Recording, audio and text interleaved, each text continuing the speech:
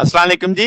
आज का हमारा टॉपिक है सिम्पसन्स वन थर्ड रूल और फिर इसी की अगली शक्ल देखेंगे composite Simpson one third rule क्या होता है। तो हम न्यूमेरिकल इंटीग्रेशन देख रहे हैं। तो आपके पास सिम्पसन वन थर्ड रूल बुनियादी तौर पे थॉमस सिम्पसन के नाम पे रखा गया। सिम्पसन रूल बुनियादी तौर पर न्यूमेरिकल जैसे इंटीग्रेशन में आता है और ये अप्रोक्सीमेशन है एक डेफिनेट इंटीग्रल की। ठीक है।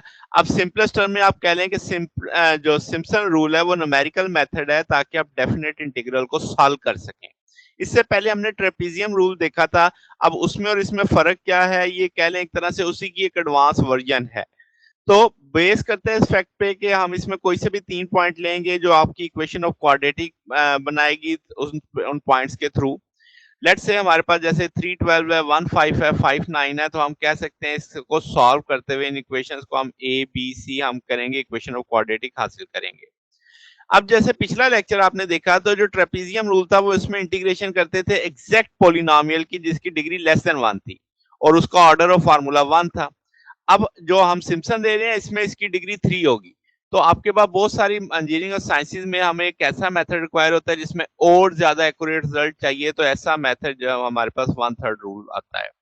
आप कह सकते हो कि वन थर्ड रूल एक्सटेंशन है ट्रेपेजियम रूल की जिसमें integrated approximated second order polynomial तक जाती है। अब आप इस रूल में जैसे अगर आप देखें जो ट्रेपेजियम रूल है उसमें हम जो इंटीग्रेशन करते हैं कर्व की वो आमतौर पे series of straight line segments होते हैं, जबकि सिम्पसन मेथड के अंदर हम पैराबोलिक सीरीज सेगमेंट्स का एक सीरीज लेंगे। तो पैराबोलिक ज्यादा क्लोजली होगी हमारी कर्व के करीब स्ट्रेट लाइन की निस्बत से। अब आप कह सकते हो कि यानी अगर हम एग्जांपल देखें कि लेट से हम इंटीग्रेट करना चाहते हैं फंक्शन जो ए और बी के बीच में है, जैसे आप इस फिग में देख सकते हैं।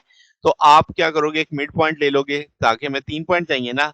तो आपके पास अब पॉइंट बन गए ए बी सी, जैसे आप इस जगह पे देख सकते हैं। तो ए आपके पास A point of function of A आ जाएगा, B B point function of B सी।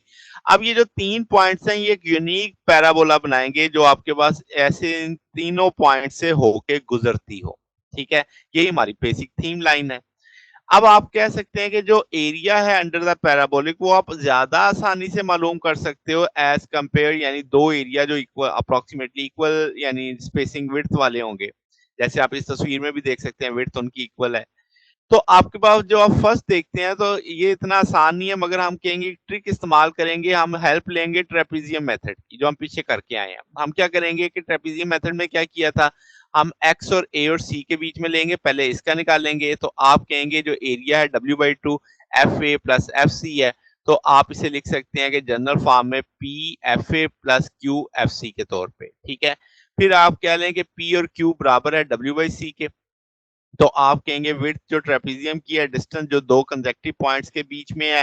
तो आपके पास आप इसे लिख सकते हैं कि अगर हम पैराबोलिक निकालेंगे तो P F A plus Q F C plus R F B आ जाएगा। तो अब आपके पास जो एरिया होगा एक्स ए और एक्स बी के बीच में, तो आपको वैल्यू चाहिए exact exact P Q R की। तो पी क्यू आर की वैल्यूज निकालने के लिए हम अनडिटरमिन्ड कोफिशिएंट वाला तरीकाकार अख्तियार करते हैं। लेट्स से हम ट्रेपेजियम मेथड में exact value of F x लेते थे जो या कांस्टेंट होती थी या स्ट्रेट लाइन होती थी, तो जो उससे मैच करती थी। जबकि सिम्पसन मेथड में हम जब फंक्शन की वैल्यू देखेंगे वो स्ट्रेट होगी, स्ट्रेट लाइन होगी या पैराबोलिक के लिए मैच करेगी।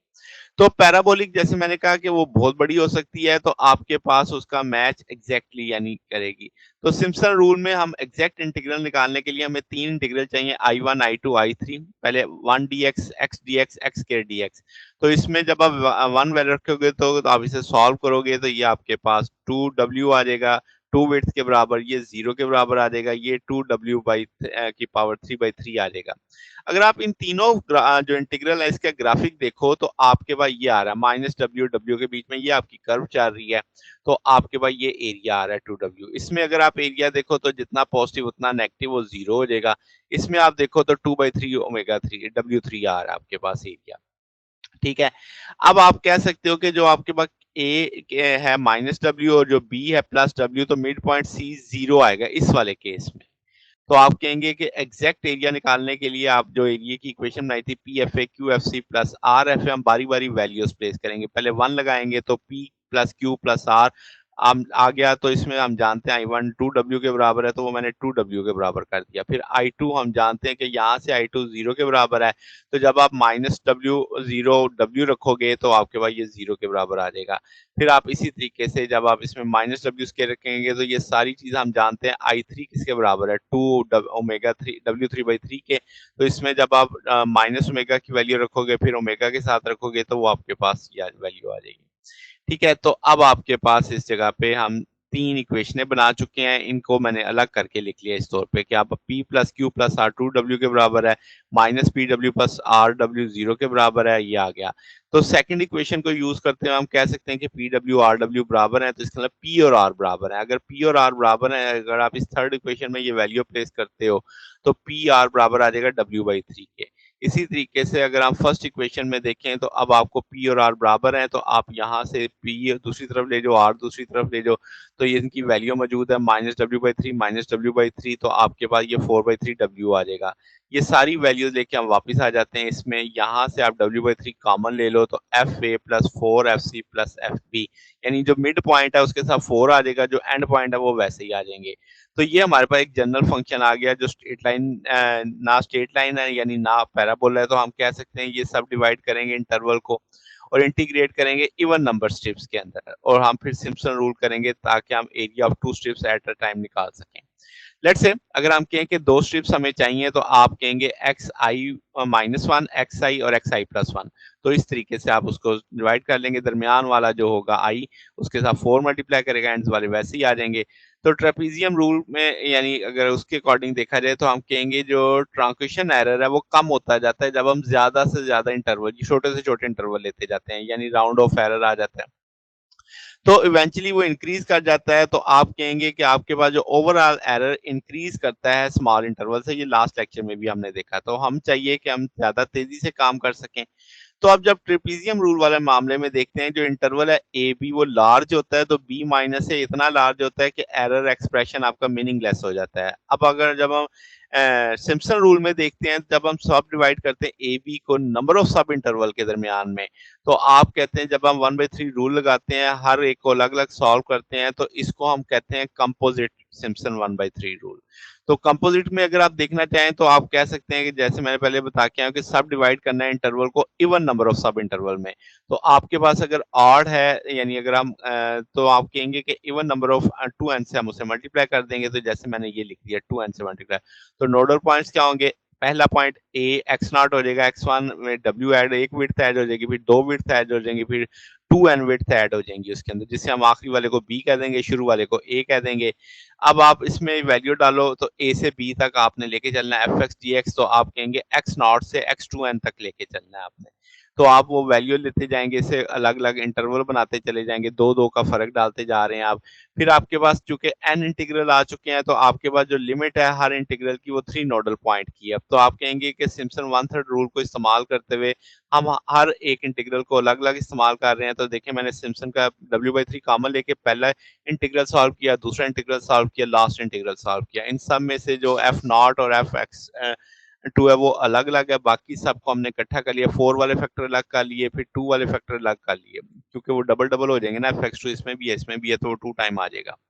तो ये कंपोजिट आपके पास 1/3 रूल बन जाएगा, समझ गए? तो मैंने इसलिए हाईलाइट कर दिया बड़ी आसानी से, जब ऑड वालों के साथ 4 आ जाएगा, इवन वालों के साथ 2 आ जाएगा, पहले वाला और आखिरी वाला वैसे ही आ जाएगा। अब एक मिसाल से देखते हैं कि log x dx को आपने 4 और 5.2 के बीच में लेके इवैल्यूएट करना है। तो मैं इसके 6 चूँकि हमने इवन रखना है, तो 6 इक्वल पार्ट में हमारे पास आसानी से डिवीजन हो जाएगी इसकी। लेट्स से 4, 4.2, 4.4, 4.6 मैंने ये इंटरवल बना लिया। तो इसी तरीके से जब आप log x की वैल्यू रखोगे 1.38, 1.43, यानी वो वैल्यू जब आप लगाते जाओगे तो आंसर आता जाएगा। जब आप इसे वैल्यू ऑफ इंटीग्रल निकालोगे, तो मैंने पहले कहा था पहली और आखिरी वैल्यू वैसी आएगी, जो आपके पास इवन नंबर है वो उसके साथ 2 आएगा, ऑड के साथ 4 मल्टीप्लाई करेगा। तो इस तरीके से आपने वो वैल्यू ले ली, 1.3, 1.52 और 1.6 आ गया। फिर इसी तरीके से आप इसे सॉल्व करेंगे, तो ये आपके पास यानी कह लो जो इंटीग्रल है वो सिम्पसन रूल से आपने सॉल्व कर लिया। अब आपके पास जो 1/3 रूल है और जो कंपोजिट 1/3 रूल है, यानी उसका मैंने बताया ऑर्डर 3 है, तो fx पॉलिनोमियल है लेस देन डिग्री 3 का, तो fx 4 0 होगा। तो आपके पास ये बताएगा कि जो एरर है वो 0 होगा और कंपोजिट सिम्पसन 1/3 रूल प्रोड्यूस करेगा एग्जैक्ट आंसर उसके लिए जब उसकी डिग्री पॉलिनोमियल की डिग्री 3 से लेस होगी। सिर्फ वहां तक ही एप्लीकेबल होगा। तो ये जनाब हमारे पास आज का टॉपिक था। अगर आपको इसमें कोई बात पूछनी हो, डाउट हो तो नीचे कमेंट्स में पूछ सकते हैं। वीडियो अच्छी लगी हो तो वीडियो को लाइक कीजिएगा, दोस्तों के साथ शेयर कीजिएगा, चैनल को सब्सक्राइब कर दीजिएगा। अब तक के लिए इतना ही, बकिया इंशाल्लाह फिर नेक्स्ट देखेंगे। ओके, अल्लाह हाफिज।